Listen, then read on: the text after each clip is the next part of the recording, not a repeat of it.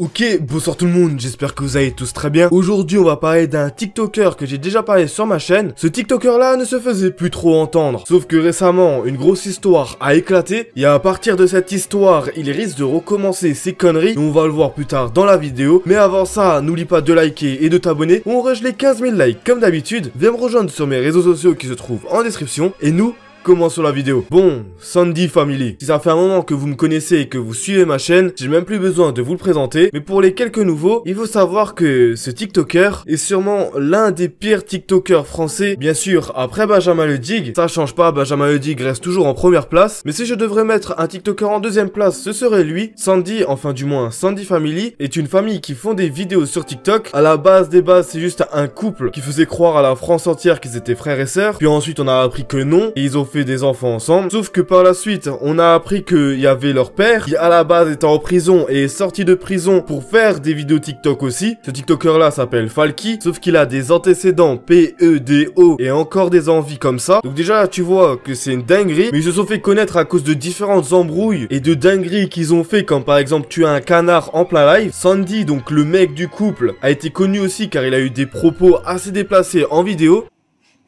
Je suis un Africain. Je sens la merde de la bouche.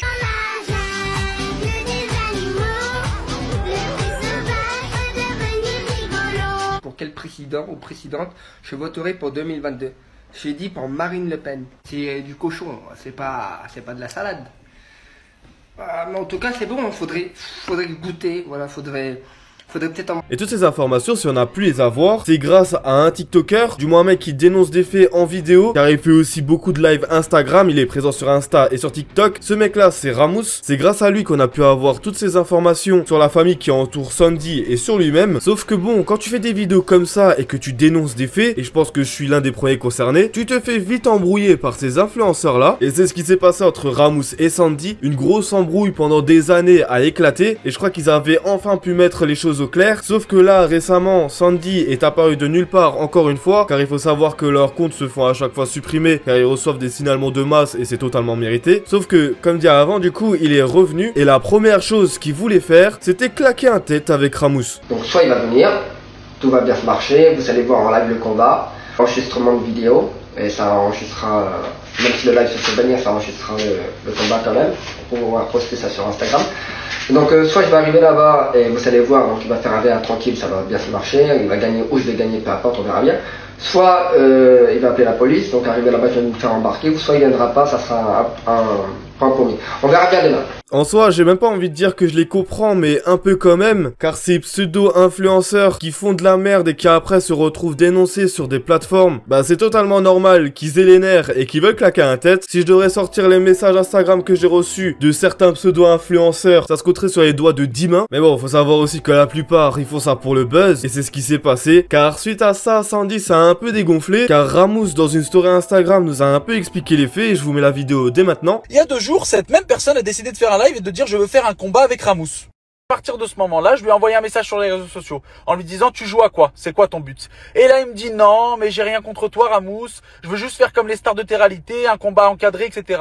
Je lui réponds que moi je suis pas un clown, si t'as quelque chose à dire tu viens me le dire en face. Donc à partir de là, tu vois que ce mec là est là pour le buzz, et j'en avais déjà parlé dans une précédente vidéo, sauf que par la suite, on a pu apprendre qu'en fait c'est parti bien plus loin, et que Ramous et Sandy se sont enfin rencontrés, et bien évidemment quand 2 influenceurs se rencontrent et qu'il y a eu des embrouilles sur les réseaux sociaux, ça se passe pas forcément bien, surtout quand à la base l'un des influenceurs veut claquer un tête avec toi, bah c'est sûr que ça va pas bien se passer, et c'est ce qui s'est passé car Ramous nous explique un peu les faits et plus tard je vais vous mettre une vidéo où on voit qu'il y a eu une bagarre, donc restez bien jusqu'à la fin. Ayant constaté qu'il n'était pas venu, je suis passé à autre chose. Allez, chacun fait sa vie, fais ta vie, je fais la mienne.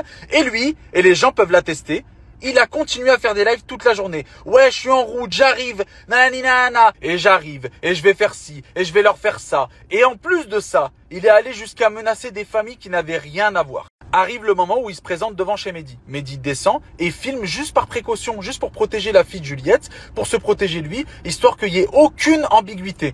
Et moi, je descends, je lui dis, bon, alors c'est quoi ton histoire? Il me dit, il fait ses grands gestes, il commence à faire le fanfaron, etc. Je lui dis, écoute, viens, on va plus loin. Ici, c'est des habitations, les gens habitent, on va pas les déranger. On va plus loin. Une fois qu'on est allé là-bas, c'est là où m'a pris en traître. Pendant que je lui parle et que j'essaye de le raisonner, parce qu'il faut savoir qu'on a essayé de le raisonner avant, pendant et après, Eh bien lui, il tente de me prendre en traître et de me mettre un coup, que j'esquive et à partir de ce moment-là, je me défends physiquement. Que ça soit debout ou au sol, je le maîtrise de A à Z. Et une fois que je l'ai mis par terre, que je suis sur lui, au lieu de l'achever, encore une fois, je tente de le raisonner. Je lui dis arrête. Et lui, comme un lâche, il prend ma main et il croque mon doigt en essayant de l'arracher. Je tiens à préciser que personne n'est rentré dedans. C'était moi et lui, tout seul. Personne ne l'a touché. Il n'y avait que moi et lui. C'est à ce moment qu'il est en train de mordre mon doigt de toutes ses forces, qu'il est en train de chercher quelque chose dans sa poche. Et les gens qui étaient présents nous ont dit qu'il était venu et qu'il était venu armé. Et c'est à ce moment précis que je dis à Mehdi, fais attention, s'il sort une lame, ne le laisse pas me mettre un coup de couteau. Parce que là, il est tellement lâche, il est tellement maîtrisé de toutes parts et de fond en comble qu'il utilise sa dernière option.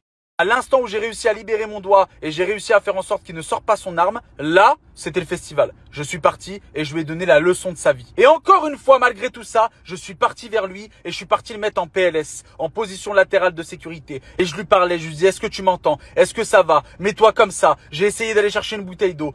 Encore une fois, malgré tout ce qu'il a fait, je suis quand même allé vers lui et je suis quand même resté bienveillant. Ça sert à quoi maintenant de faire ça? Vas-y, explique-moi. Pourquoi je t'ai jamais contacté moi? Parce que ça sert à quoi de faire ça, franchement? Ça sert à quoi? T'as des enfants, t'as 2 enfants, il y a 2 ans. Ça sert à quoi? Vas-y, dis-moi. Ça t'a servi à quoi? Non, t'as voulu faire là, mon regarde comment t'es maintenant. Regarde, tu vas aller voir tes enfants comme ça?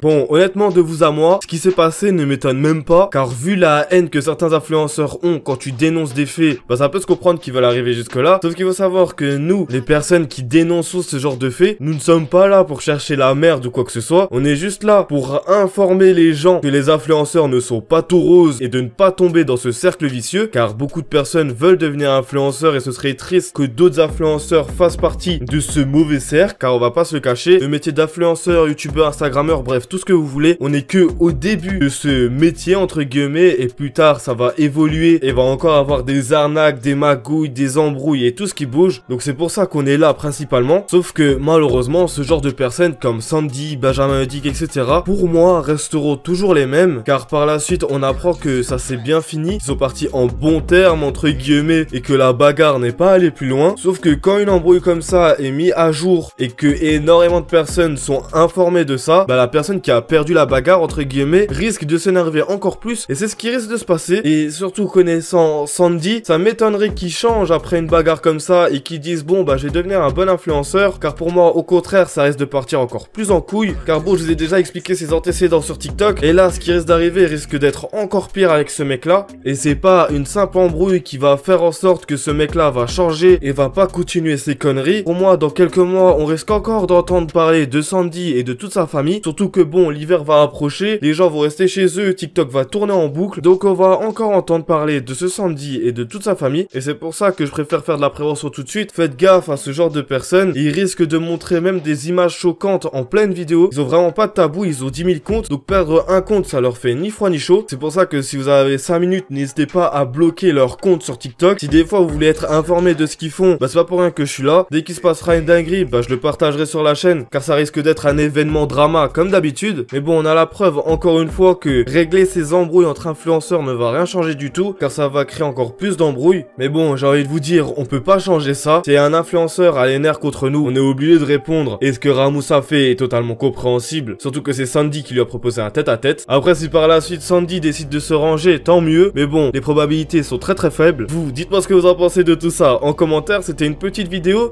mais beaucoup de personnes m'ont demandé en message Instagram, Discord, etc. d'en faire une vidéo justement, car c'était un drama et c'est vrai que je l'ai pas vu passer celui-là. Mais bon, si TikTok arriverait à faire disparaître ce genre d'influenceurs, car honnêtement, on se passerait bien des Benjamin Hudig et des Sandy sur TikTok, surtout quand ils sont là pour créer des embrouilles et donner lieu à des bagarres comme ça. Si la vidéo t'a plu, n'oublie pas de liker et de t'abonner. On rush les 15 000 likes comme dit en début de vidéo. Moi sinon, je vous laisse là. C'était Foufa, passez une bonne journée ou soirée.